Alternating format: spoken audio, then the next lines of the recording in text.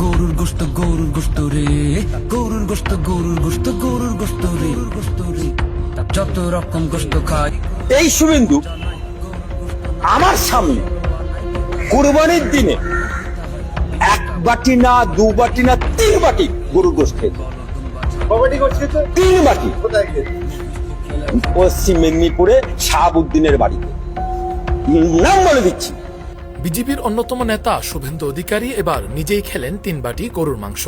ইতোমধ্যে সামাজিক যোগাযোগ মাধ্যমে তার সেই গরুর মাংস খাওয়ার ভিডিও ভাইরাল হয়েছে। মুসলমানদের নিয়ে নানা সময় বাজে মন্তব্য করতে দেখা যায় শুভেন্দুকে। তার উপর সে কঠোর হিন্দু। মুসলমান বিদ্বেষী শুভেন্দুর এভাবে গরুর মাংস খাওয়ার ভাইরাল ভিডিও নিয়ে এখন তোলপাড় পুরো পশ্চিমবঙ্গে।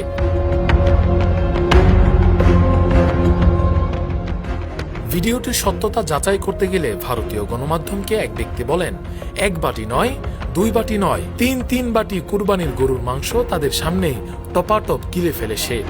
আবার রাতে খাবে বলে আবার টিফিন কেরিয়া করে বয়ে নিয়ে গেছে।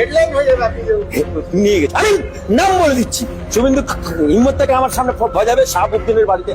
নেটিজেনরা বলছেন, এপ্রিলে ঘটে যাওয়া কাশ্মীর হামলার ঘটনায় শুভেন্দু সরাসরি মুসলমানদের উপর দায় চাপিয়ে মুসলিমদের 260টি লাশ ফেলার হুমকি দিয়েছিল। আর মাঝে মধ্যেই সে ইসলাম বিদ্বেষী কথাবার্তা বলে মুসলমানদের ছোট করে দেখে।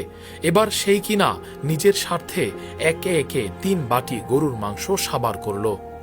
রাকিবুল ইসলাম রইস, ফেস দ্য পিপল।